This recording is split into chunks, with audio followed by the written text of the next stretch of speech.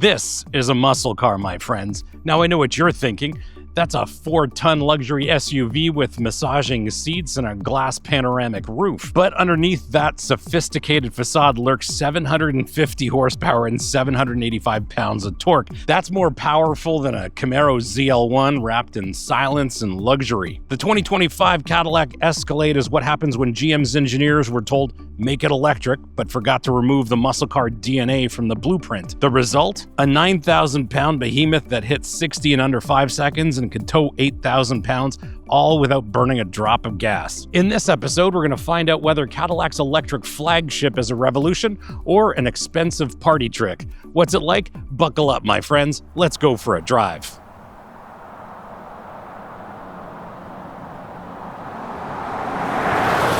I'm your host, Brian Makse, racer, lover of driving fast, fun things. And on this channel, you get reviews from drivers for drivers. Now, this Escalade IQ has a bit of a dual personality.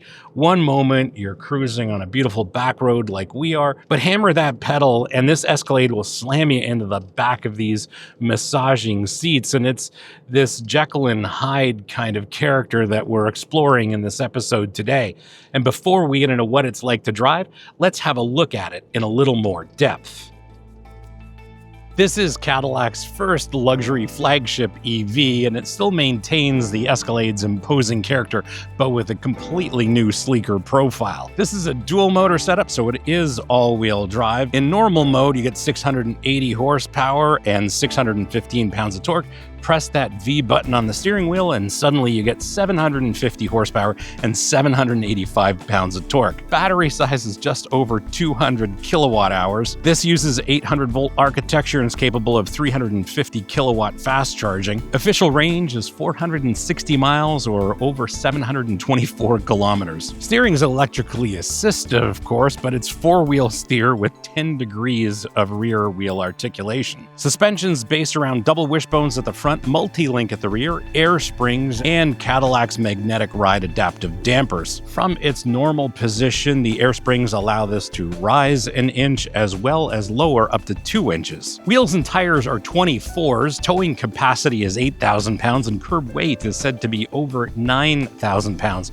Don't forget inside there's lots of tech, and this one includes the AKG sound system with 40 speakers. Of course, there's Super Cruise, and speaking of tech, what's even cooler is the bi-directional charging ability. This thing can literally power your house during a power outage. Yes, your $160,000 Cadillac doubles as a backup generator. It's like having a Rolls-Royce that can also mow your lawn. At 224 inches long, this makes the BMW X7 look like a Mini, and trying to park this in downtown Toronto, well, think of it this way. It's almost like trying to put an aircraft carrier in your bathtub. Did you know that 80% of you are not subscribed? Yes, it's true. 80% of you are not subscribed. I checked the data. So if you like the content on this channel, do me a solid, hit that subscribe button, make sure you like this. And if you want to support the channel, please hit up our merch store. Links here, links below. Lots of great stuff for driving enthusiasts like us, including our very popular line of Save the Manuals merch. Now back to your regularly scheduled episode.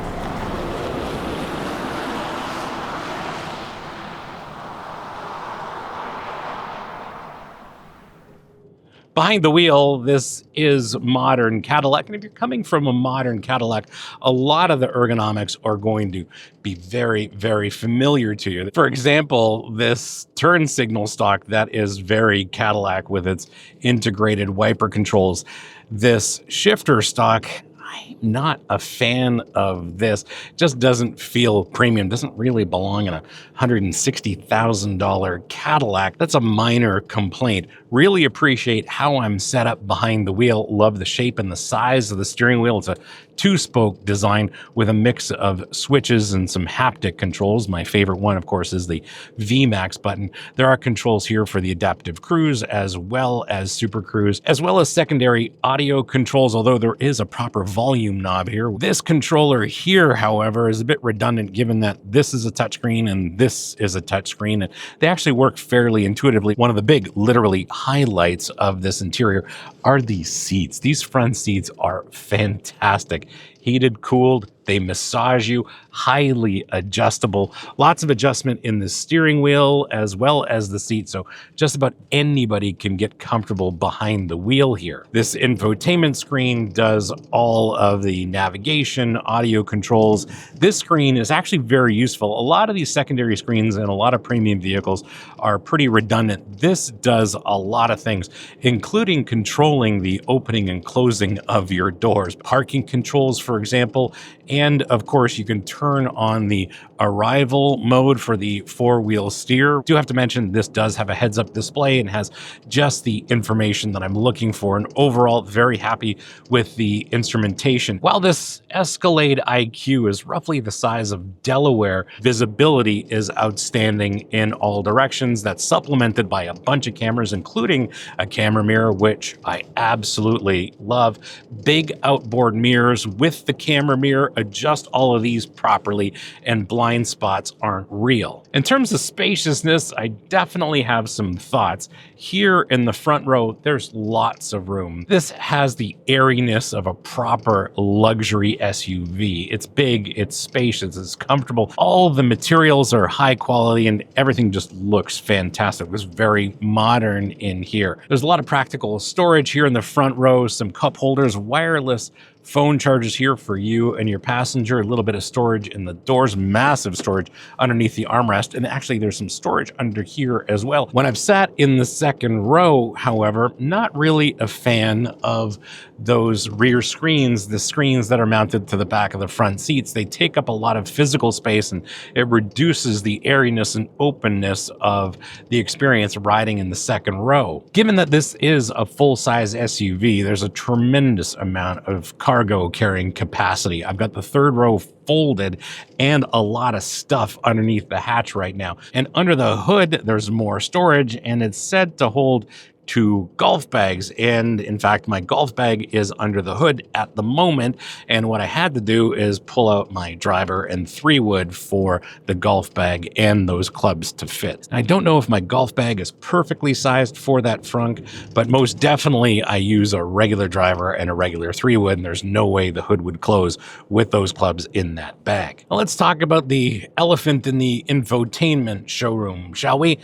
Here's the thing, GM's decision to get rid of and not even offer Apple CarPlay and Android Auto is kind of like going out to a 5-star restaurant where they won't allow you to bring your own fine wine. They're betting their big 55-inch curved display with Google built in provides an experience so seamless and integrated that you won't miss your phone's interface. After a week using the system, I'm almost convinced that they're right. It's intuitive and there's deep integration into this Escalade IQ, and that offers something no third-party interface can ever match. Still, there's no ignoring that Cadillac collects valuable user data by keeping you in their ecosystem. The downside, well, your fancy $2,000 phone is relegated to the wireless phone charger with all the influence of a backseat passenger. Obviously, I can't share the joy of this AKG sound system, and every time I've experienced one, I've been thoroughly impressed.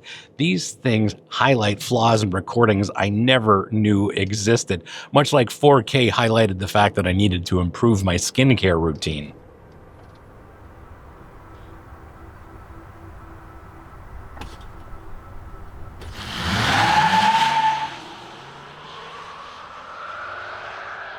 Purely for the matters of science, we must launch this Escalade IQ.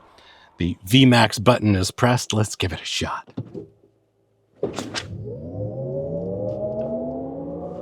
Wow.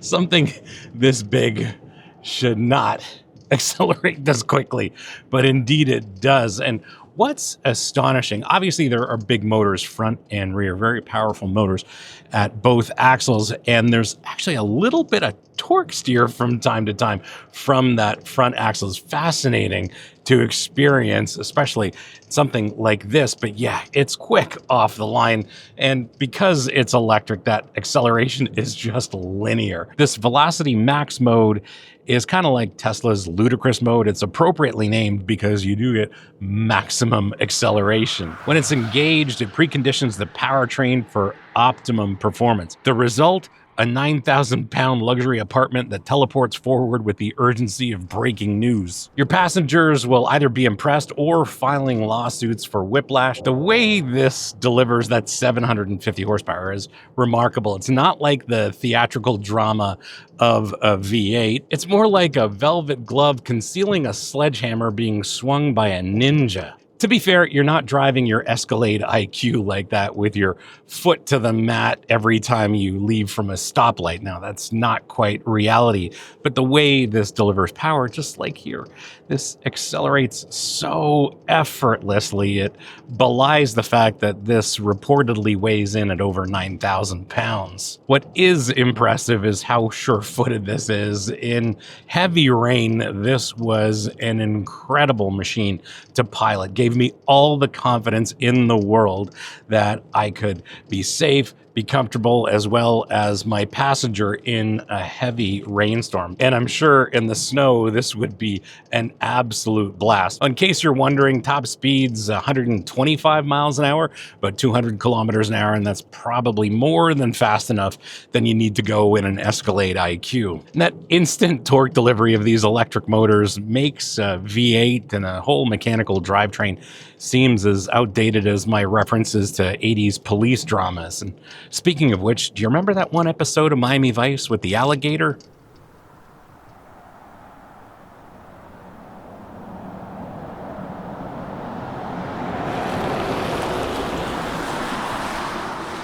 In terms of ride quality, it's often a reflection of the road surface. And in this part of the world, we've just exited winter, and the road surfaces are terrible right now. Now, when it comes to handling, however, well, let's go in VMAX mode and attack some corners, shall we? Let's. Love that one pedal driving. Turn and response is very, very good for a massive EV SUV. Rocketing out of corners, no problem at all. We're actually going to use the brakes coming into the corner. Great control over this Escalade with that brake pedal, even on this rough road surface and in VMAX mode. Damper's doing a great job soaking up the bumps. This corner's a tough one. Off camber on the exit. Let's see how we do. Wow, this tracks incredibly well through the corners. Very impressive. Wow, and big bump here. Does a good job soaking it up. Great steering. Translates my inputs perfectly. This does things that no 9,000-pound SUV ever should. For the purposes of science, we had to throw this around in some corners, but that's not how you use an Escalade IQ. This is a big luxury SUV, and it's meant to ride comfortably, cuddle you and your passengers. This ride is comfortable. We've switched off VMAX mode, railway crossing.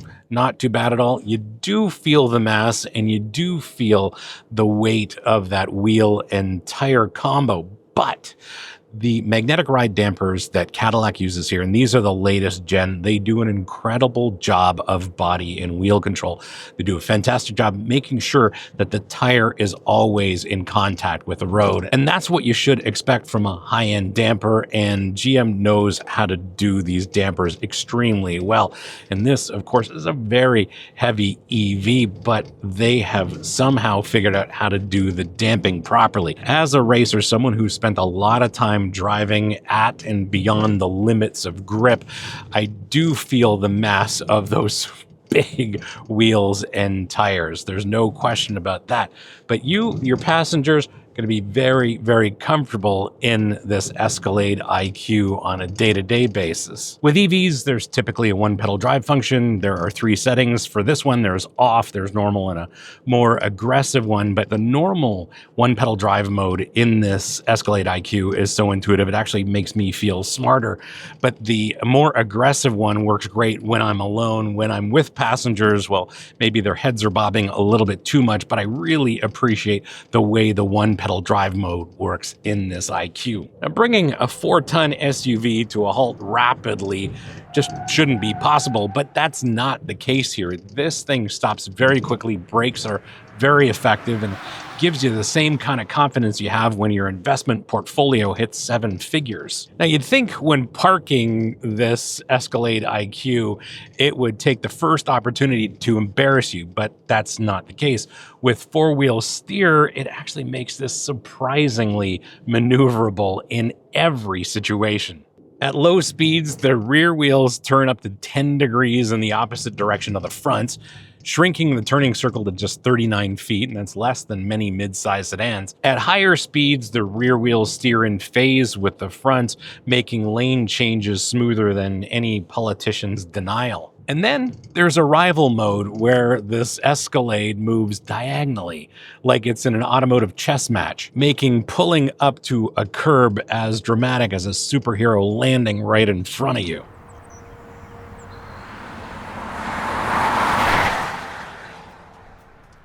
How do you spec yours? Well, I have some thoughts here. What you are looking at is a 2025 Cadillac Escalade IQ Sport 2 in Black Raven paint with the Camellia Nouveau Luxe interior. The big options on this one are the rear seat entertainment package, the Onyx package, and the executive second row seating package.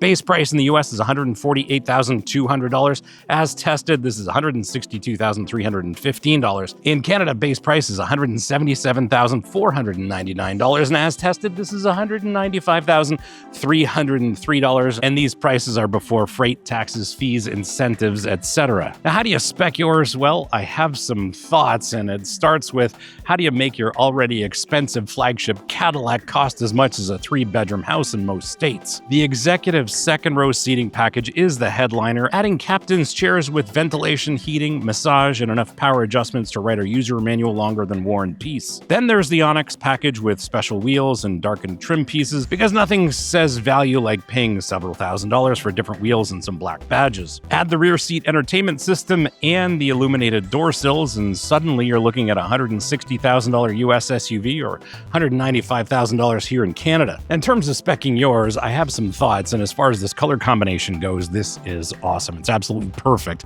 for this Escalade IQ. Now, in terms of options, rear seat entertainment packages, don't understand those in an era of tablets and phones. Doesn't matter what the manufacturer is, they don't make sense. Maybe they make sense in Cadillac dealer sales meetings, but as far as I'm concerned, skip that option. As well, that rear executive seat package, that might make sense if you're buying this for livery purposes, but for the rest of us, you might not need that. In terms of real-world cost, for the price of this Escalade IQ, you could buy a Cadillac Lyriq, have enough money left over to buy a Chevrolet Corvette, which gives you significantly more total horsepower, but significantly less opportunity to show off your 40 AKG speakers.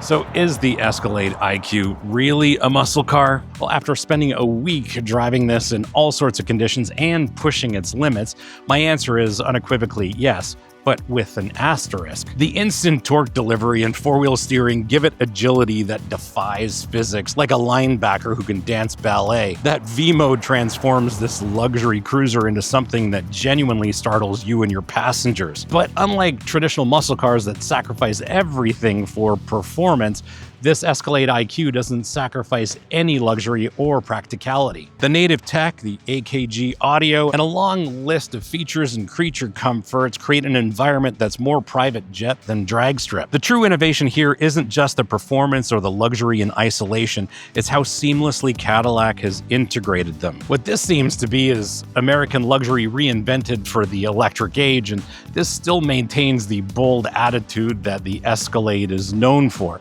but it's reimagining how it's delivered. After a week and a lot of wheel time with this Escalade IQ, I'm left with mixed emotions. Here's the thing. What's undeniable is that Cadillac has created something genuinely special, an electric vehicle that sacrifices nothing in the transition from gas to battery power. Range anxiety, that's simply not even part of the conversation here. This American luxury SUV delivers performance that defies physics, luxury that coddles, tech that impresses, and an overall experience that feels genuinely premium rather than just expensive. Unlike the BMW XM, Mercedes EQS, and even Tesla's Model X, this Escalade IQ leans into traditional American automotive luxury values.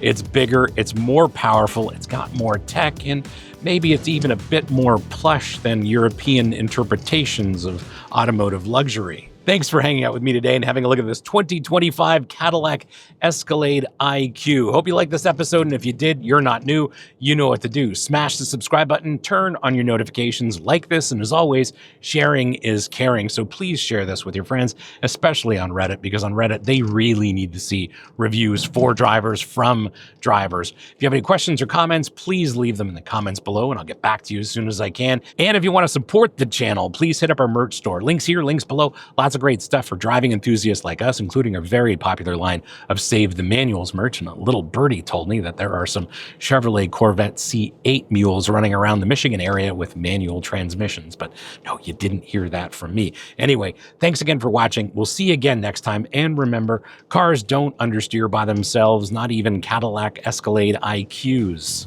And since you've hung around this long, well, have a look at one of my favorite modern Cadillacs, the CT5V Blackwing. And now that it's 2025, we're going to have to revisit that. But I think you'll appreciate that episode anyway. Thanks again for watching. We'll see you again next time.